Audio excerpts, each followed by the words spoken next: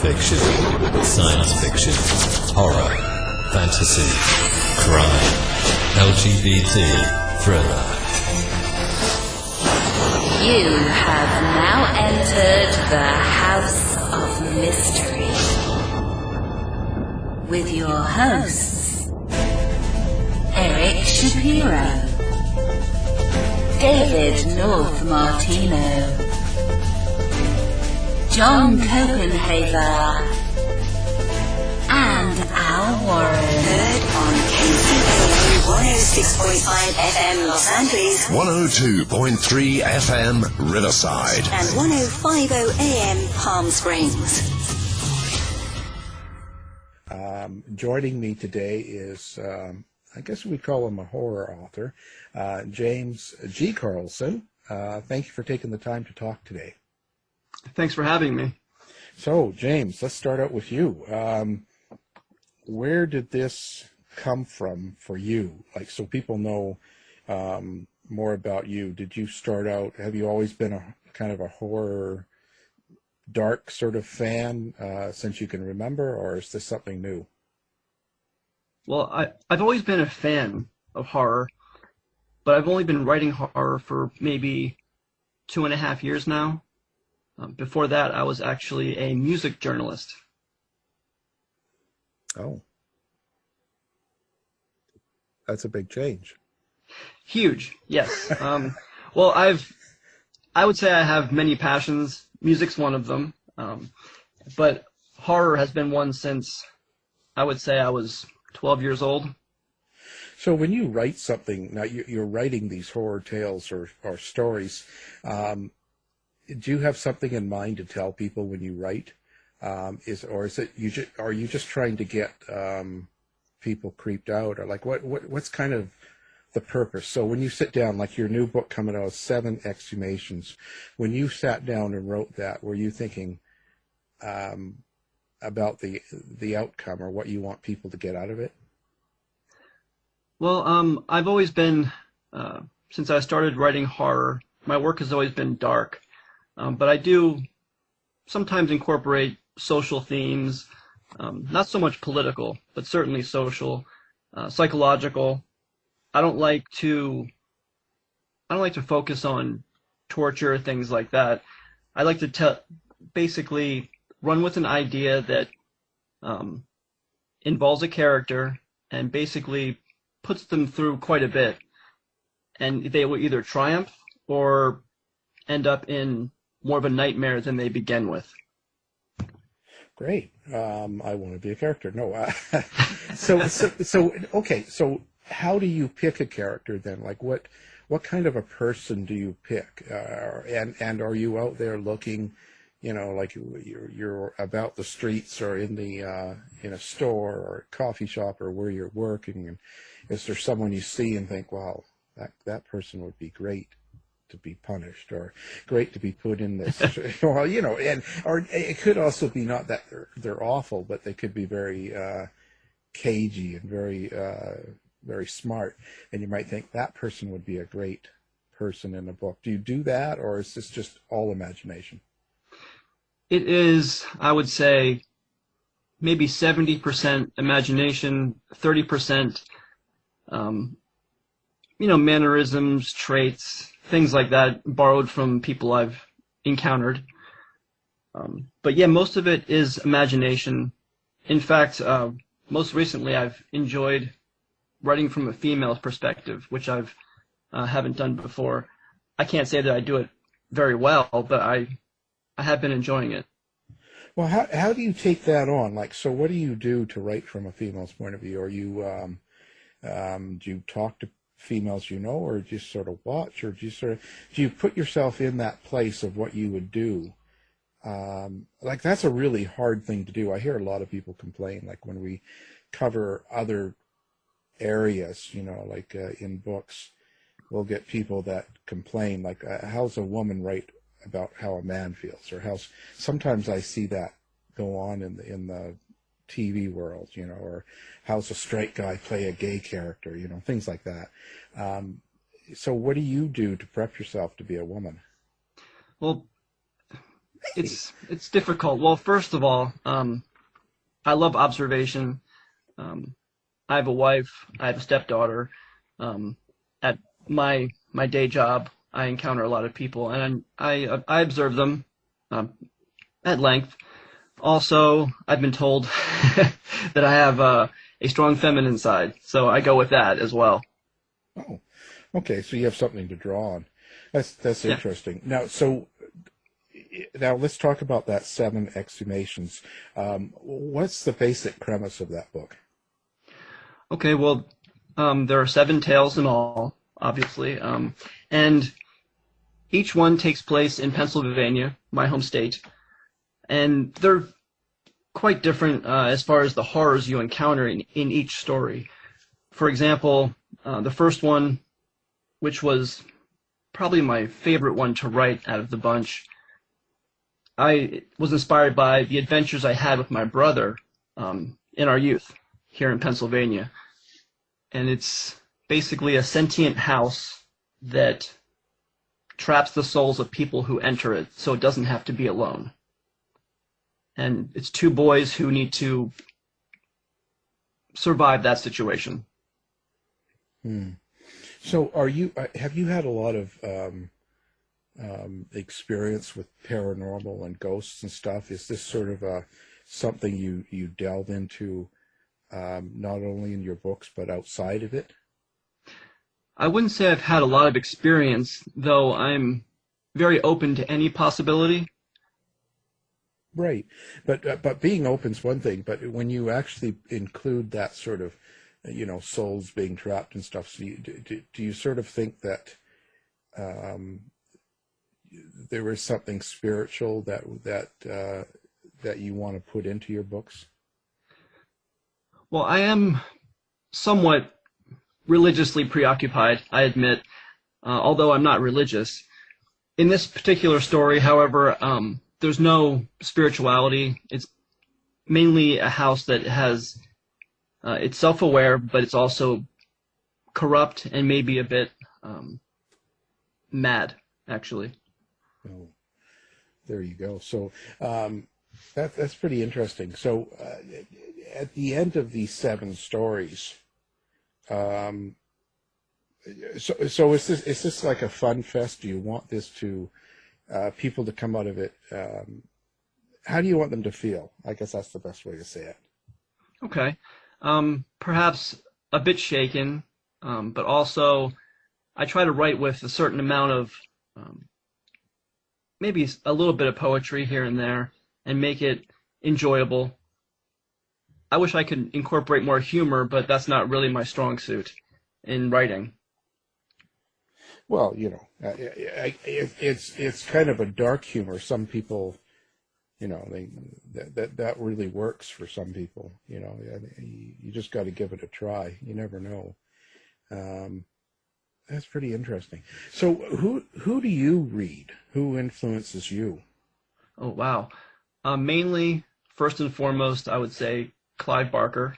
He's my favorite author, probably of all time. Wait, did you have a particular reason? Like, what does Clive Barker do that makes you follow everything or be your favorite? Okay, well, his imagination is just boundless. There's so much that comes from there, and his ability to tell the tale is amazing, absolutely amazing. What in a tale is the most important thing? So we say, like he has a great imagination and he can tell a really good tale. So when you try to write something or when you put something out, what's the most important thing in your writing then? The story? I would say it's equal parts story and the delivery of the story or conveyance of the story. Although I have to admit that my imagination is far superior than my ability to tell the story. But I guess that improves over time. That's actually a particular thing that I think everyone feels as a writer, or most do, because the ability to write, when you actually sit down and write, then you realize that, you can't express yourself in correct English or properly, and putting it together is not always the easiest, but it gets better each time you do it. It does. That is very true. In the past 2 years, I've been in short stories in maybe about a dozen anthologies, and I find myself improving during the process of each story. So it's been a learning process for sure. Yeah, you'll find I've been doing that since I started, and I think that what happens is you just start developing your skills and technique at writing. But remember, you don't have to be the best writer per se. What it is you've got something to say, and when you have something to say, you need to put it out, or something in a book or whatever, music, whatever you're doing. So I think that's the key to it. You don't have to be the ultimate writer, as long as you get your point across, I think, and it gets better. Oh, absolutely. So so in the world today, now when we are going through all of this weird stuff, the COVID and the and Black Lives Matter protests, shooting, anti-maskers and Trump and all of this stuff going on right now, does that affect your writing? I suppose the anxious climate of America certainly plays into it, because obviously whatever we feel will find its way into our writing. That's inevitable. So in some of my stories, they get a bit dark. Those fears and anxieties are present, never specifically expressed, but they're certainly there. Yeah, I would imagine. It certainly it affects when I'm writing. I definitely approach it from a darker point. Now, so with that being said, do you ever get kind of a block or a place sometimes where you don't feel like writing or you can't write? I think at this point in my early fiction career, my only difficulty is being time challenged to basically to find the time to write. Like I said, I do have a day job and I have a family and far too many pets. So I do try to find time to write, and if I could, I'd write endlessly. There's sometimes I will sit down to write and I'll go for 9-10 hours. Well, that's good. I just wonder, because for me, I know if I schedule time, it never works for me. Like if I sit there and say, okay, I've got 2 o'clock to 8 o'clock on Friday open. So I say I'm going to write. And if I go to sit down at 2 o'clock to write, most of the time it doesn't work. Right. No, I get that. Yeah, I'm very much a creature of habit. I have specific routines and rituals and so forth. So I try to go out and exercise in the morning, and then when I come back, I'll make a cup of coffee and sit at my laptop and write for as long as my imagination and my energy will allow me to. That's good. I mean, it sounds like you're doing the right thing. What do you recommend for other writers? Would you if someone else that's starting out and that what would be the thing you tell, the one thing that they should do the most, do you think? Well, one of the most difficult things for a writer is self-doubt, in my experience. And the trick is to just do it, despite the self-doubt, despite the negative self-talk that you maybe can't do this and other people will appreciate it. Just do it. See what happens. At the end of the day, you won't regret it. Also, remove yourself from distractions, because distractions, I've heard, and I believe it to be so, is they are the enemy of creativity. Well, There you go. I think it's true. The self-doubt will never leave.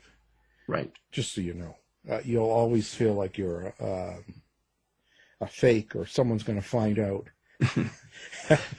True. That doesn't end. I've been doing it for a long time, and each time you do a book, it still feels that way. It's weird, but you just got to keep on doing what you do, and not worry about it, I guess. Exactly. So that's a good thing.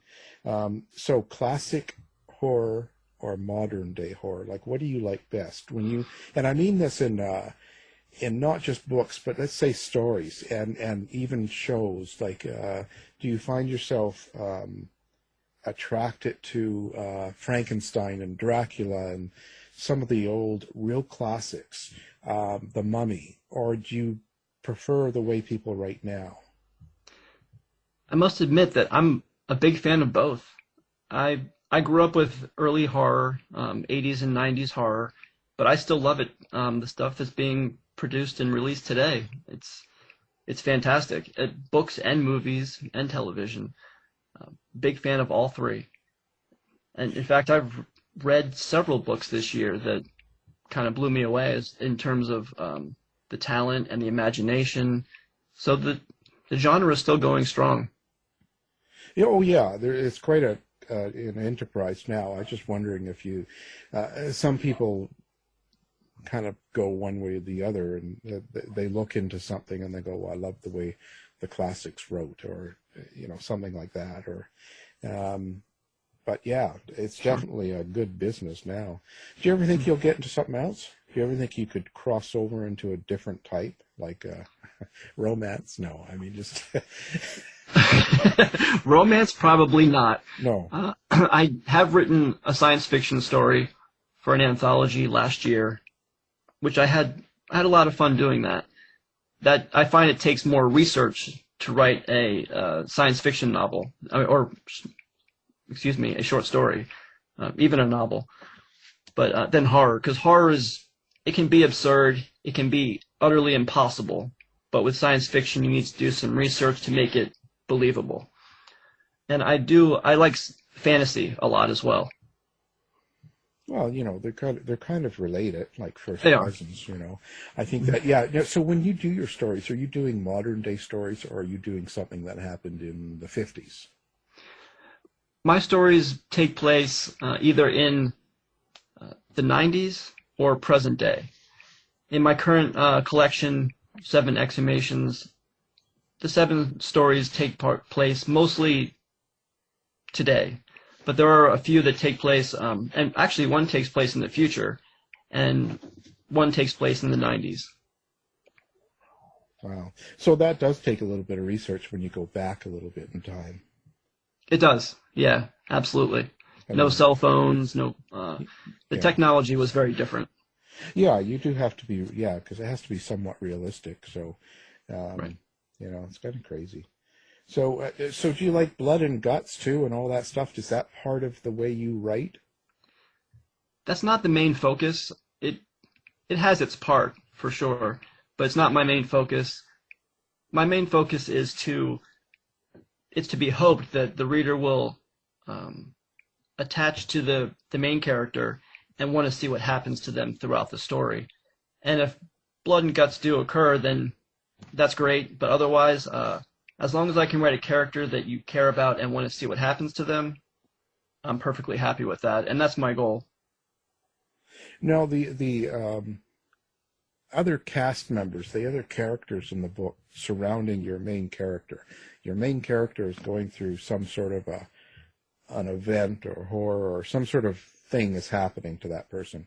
So the characters that support this person, where do they come from? Or they come from a different place?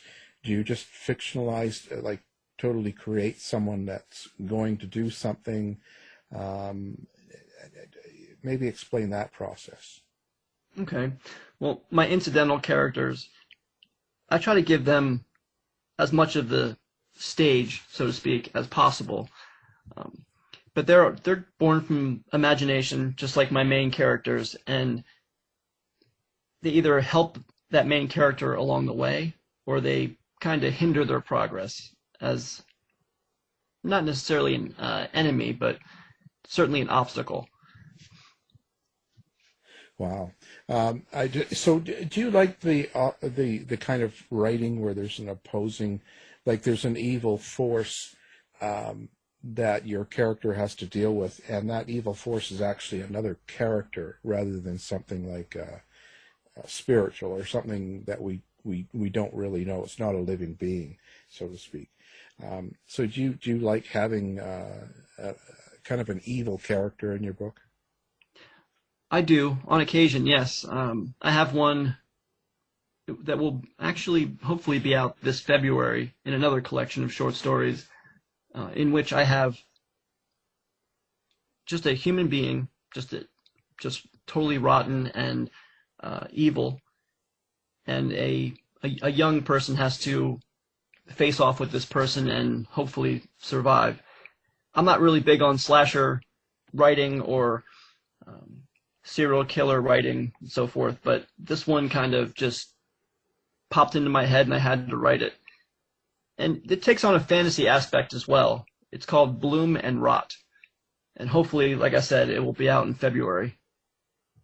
So what now, do you write with these short stories, do they usually get out in magazines or do they go out on their own?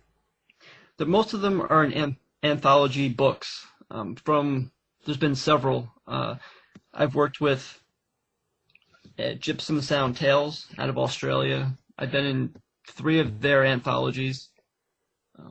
Grinning Skull Press, I was in their holiday horror anthology. Which one? What else? Several others.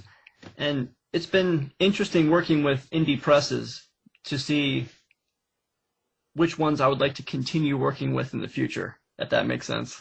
Yeah. Oh yeah, they're each have their own style, their own editing format, you might say, and it's all sort of either got to work with you or it doesn't, you know. Right. And stuff like that. So do you like doing these short stories then? Is that kind of more of a favorite of yours than doing let's say a full novel? Well, I'm currently working on a full novel. I just take several breaks in between to write short stories to keep material coming out there. And also I find the novel process quite long. Well, I can write a short story in 2 or 3 weeks, whereas my current novel has been, almost a year now in progress, and it's not even halfway finished yet. So what is it that takes you a long time to write certain stories? Like what is it that takes longer? Is it more of an emotional feeling that you're getting, or is it I don't know if you kind of get what I'm saying. Like in my writing, I do a lot of true crime murder sort of stories, so I'm basing it on what happened, and it's about finding the evidence. So that's what takes the time. In yours, it's coming from your mind. So why would it help me to understand that? Why does one story take so much longer than the other? Like, what is it about the process? Well, I think several reasons. The first of which probably is, the general novel, 60 to 100,000 words, or whatever count you want to place on it. It's a much larger undertaking than writing one, say, 5,000 to 10,000 words. So you really need to stretch that story out and keep it entertaining from start to finish. You need to really work on character development, pacing, add some scenes that will really, really keep the reader absorbed. So that's my focus, and I want to do it properly, so I've been taking my time with it. While with a short story, I introduce a character, I basically put the situation out there that they have to overcome, and then put them through the motions there. And while it's very entertaining, it's also it's a short burst of entertainment. So I find that much easier in comparison to writing a novel. Yeah, it's It's quite a process. So now I have to ask this because I ask this of most writers. So in fiction, anyway, when you have these characters, do you ever put someone in that you know that you'd like to see them killed? And I don't mean that morbidly, but have you ever had you're waiting in a line at a store and someone's really rude to you and just nasty, and you're like, you get out in your car and you go, wow, what a cow, and you really think, wow, what an awful person, and it bothers you and stuff like that. Do you ever take, because I get this from certain writers say, yeah, if you piss me off, if you do something really bad to me, I'll take you and I'll put you in the book and I'm going to kill you off. And there's some that, JD said, there's some really good writers that do that. And I'm just wondering, does that ever happen in your writing? It may have unconsciously. I've taken someone that I've found pretty much detestable in real life and incorporated that into my stories, and they've met a terrible fate. But I've never done that consciously, honestly. I'm a strange horror writer in the sense that my imagination is very dark and disturbing, but in real life I am actually a pretty passive and peaceful individual. Well, I mean, I can understand that. It could just be an outlet, Oh, sure. Could be a way of, of being that way. Because when I was young, our cartoons were quite violent in a sense. Oh yeah. When I was young, and so I look at it now and I think, well, a lot of these probably could never be played nowadays because it's against the way the world thinks. But it doesn't mean that you're a bad person. I mean, it's not like you're doing it in real life, at least that we know of. No, I'm the type of individual that will, if I find a bug in my house, I'll take it outside. Yeah, I do that too. Like that. People think that's weird, but I'm not really into killing things. No. Just because it's something I don't like. So yeah, if you see a bug, I'm not prone to go kill it. Exactly. Stuff like that. Mind you, I was visiting some relatives in Arizona, and they had these big pet spiders, big, huge things, big as your hand. And I'm kind of like I'm not scared of them, but I don't like them. And I could just typically be sitting on a couch, and if I saw this big spider, I might step on it. It's just, out of reaction. And I'm thinking, well, I better not do that. That's their pet. But, yeah, so I don't know. Yeah, people are, it's a funny world we live in. So, oh, it is. So explain that. So,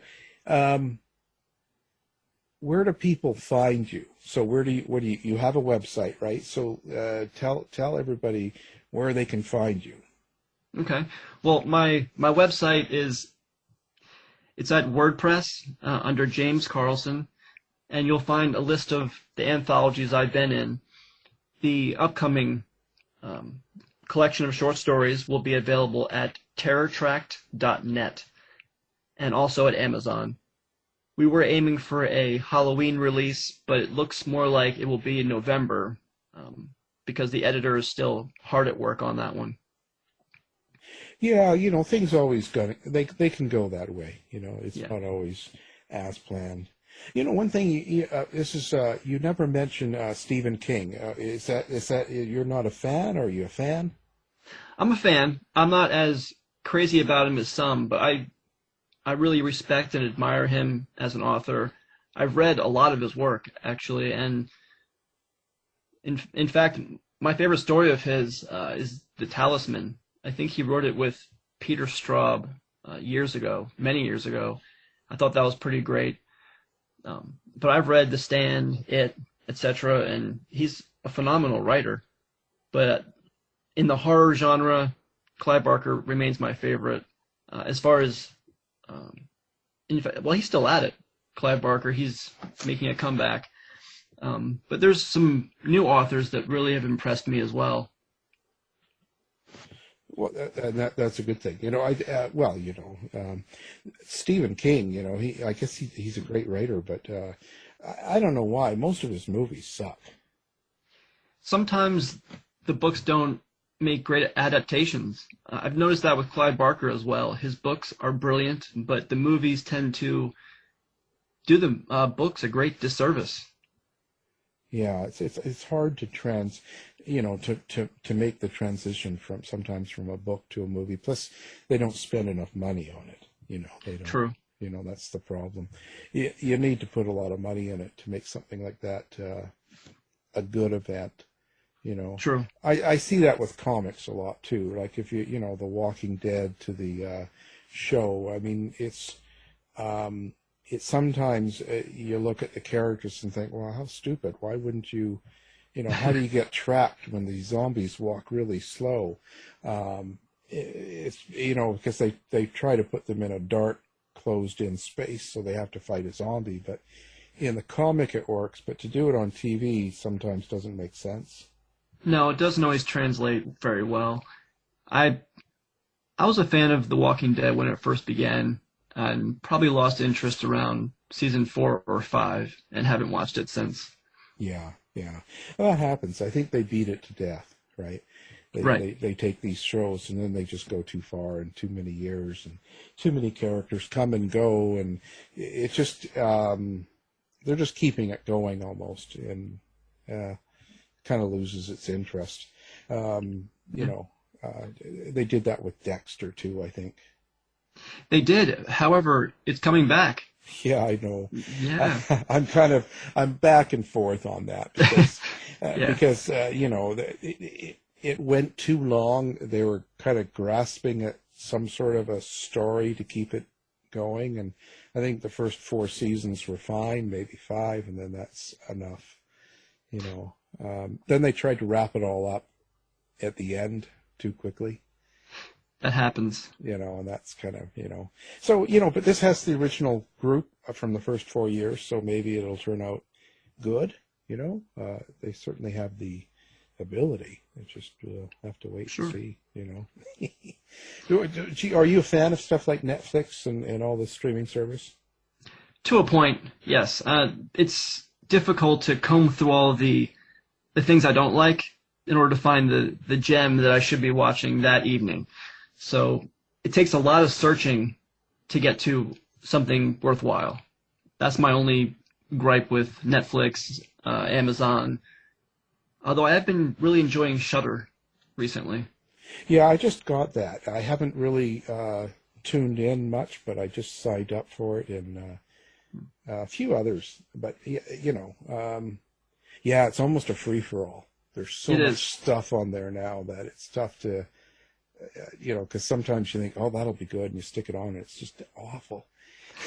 Oh, yeah. I've had that experience many times. Yeah. There's just a lot of garbage on there. It's almost like there's no standard. It just we'll stick it all on there, and whatever you like. Yeah, just loads of content, so everyone has something to choose from. Yeah. And I don't blame them. I guess it's tough, too, now with COVID. A lot of productions shut down and slowed down, and so... things are kind of, they just have to start filling it with stuff, That is true. Although from what I've learned, more people are reading during the pandemic than before, which is, it's pretty nice for writers. Yeah, it's a good thing. I think that, I think the people have to read more, and I'd love to see younger people read more because it's so easy to do texts and emails that are not written. We don't write texts and emails like properly, right? Like it's not like writing a letter. We just sort of shoot abbreviations and So I think we get really sloppy at our writing. It becomes. It's not very formatted, you might say. And so I think reading is good. People can, I think, learn to communicate better. That's a good thing. Absolutely. Yeah, I frustrate people with my texts because I punctuate them and I don't really abbreviate much. So they think I'm pretty strange in that regard. No, that's great because I know so many writers that I get all these abbreviations and letters, and I'm getting old. I don't admit it, but I'm getting 58. Oh my God! Okay.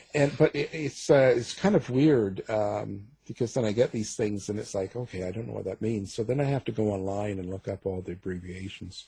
So it takes me just as long. Sure. It makes perfect sense. Yeah.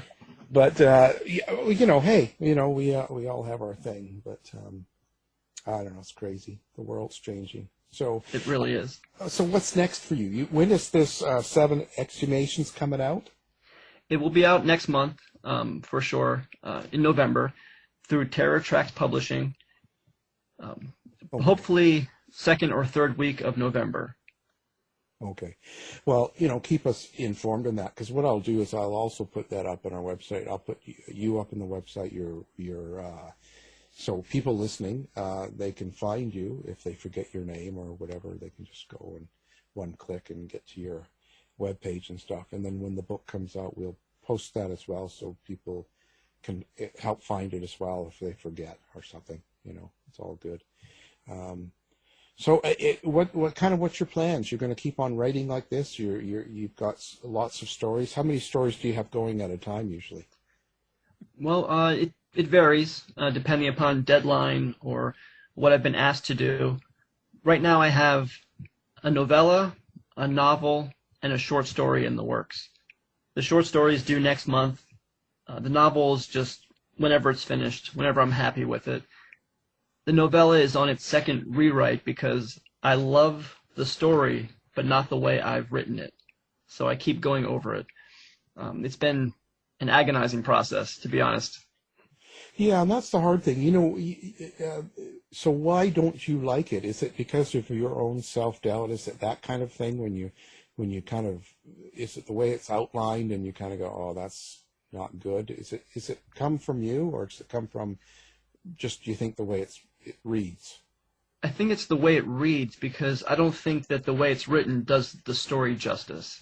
Because I love the story. I just don't love the way I'm conveying the story. Think it needs just to be, it deserves a proper writing, is what it comes down to.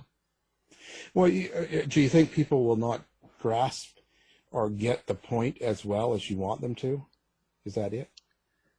I think it's more of a personal thing. I think people would understand it and maybe appreciate it, but I'm just not willing to release it as it currently is, because personally it's just not reading the way I'd like.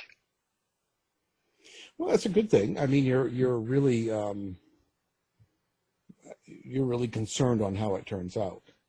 Oh, absolutely. It has to be a particular way, and then that's good. That's really good, because some people are not quite that. Do you ever fight with editors? Actually, I haven't had any fights with editors yet. Well, I did when I was in journalism, but never in fiction yet. But I've found I've been rejected several times for various things, and I actually have found rejection very helpful in moving my writing forward. While most people want to give up when they get rejections, it makes me want to work harder, and it makes me want to make the story better and make the characters better. So it's proven invaluable in my process. Well, I think that's one big secret that a lot of people don't get, or key to it, is I think when you get negativity, when you get negative reviews or negative rejections from a publisher or an editor or people that say bad things about you, to be able to take that negative energy and turn it into something creative is really the process. It's the secret. It's the key item. And that's something I learned a long time ago, and it's not easy to do. But I think that's a really important aspect for someone, that if they want to keep doing their writing or music or whatever for a long period of time, they've got to be able to do that. Oh, sure. Yeah, I mean, a lot of editors, they pour through numerous manuscripts and short stories on a daily basis, and they know what people would like to read and how they'd like to read them. So I take their advice to heart when I get it, and it usually improves my stories a lot. Yeah, usually the editor just wants it to be a better book. They're not in it to hurt you. I don't think that most of them do want it to become better. You know, I think I got into a few battles with some editors back in probably my third or fourth book, because I kind of had a bit of a chip on my shoulder too, right? After you've done a few that have done well, then you kind of come back thinking, well, I know it all. Well, what a mistake. Because you don't, you know, it's just part of the process, I guess. But I learned quickly. I look back at that as kind of, oh, that was a learning lesson, and sure. You know, it's better now. But yeah, overall, most of the editors, I think, just want it to be something better. But you know, you have to go Sure. with it. You know. Well, I gotta say, what you write is probably more of a chore to edit, because it's all factual. True crime is difficult, and that's where the true horror is with true fiction, because it actually happened, and that's really mind-blowing stuff. Yeah, I think the hardest part is when you go around, meet families, you go around and meet people that were involved in it, that have suffered the loss, that have been through the horror, and seeing how it stays with them for 20 years. You know, it just doesn't change. I think that's the hardest part of it. But no, the editing actually can take a while, because most publisher edits will go through and verify all the numbers, the dates, the facts, the names, and that can be really time consuming. Not so much the grammar. We do get that. Sure. You know, at times, you know, or they suggest some things, the way it's put, because sometimes you could write it and not realize you're being kind of, you know, kind of hard, kind of gross, or kind of, it's a little bit too graphic, maybe. You know? Yeah, I get it. Yeah, absolutely. You know, I mean, because there's members of the family still alive, like that last book I put out, and there's people that, you know, if you get into the assault, the rape, and the killing of two girls, and you're like, you know, how far do you go? You want people to understand what the person did, but you don't have to be too salacious. You know, there's that fine line. Of course, yeah. You know, so I think that's the aspect of in my kind of writing that you have to worry about. And of course, then you get some writers that just don't care; they'll just put out whatever. You know. True. I think the last true crime nonfiction I've read was Truman Capote's In Cold Blood. So it's been a long time. Oh, I'd say, but that you know, he had a big influence, because he classically changed the way people wrote. He made it not just the facts kind of man, that story. He actually turned it into a you know, literature. He turned it into a story, something you can flow and follow through. Because before him, a lot of writers would just, you know, here's the date, here's the person, this is what they did, this is where they came from, and this is what happened, kind of thing. And there was no real. It was like reading a police report.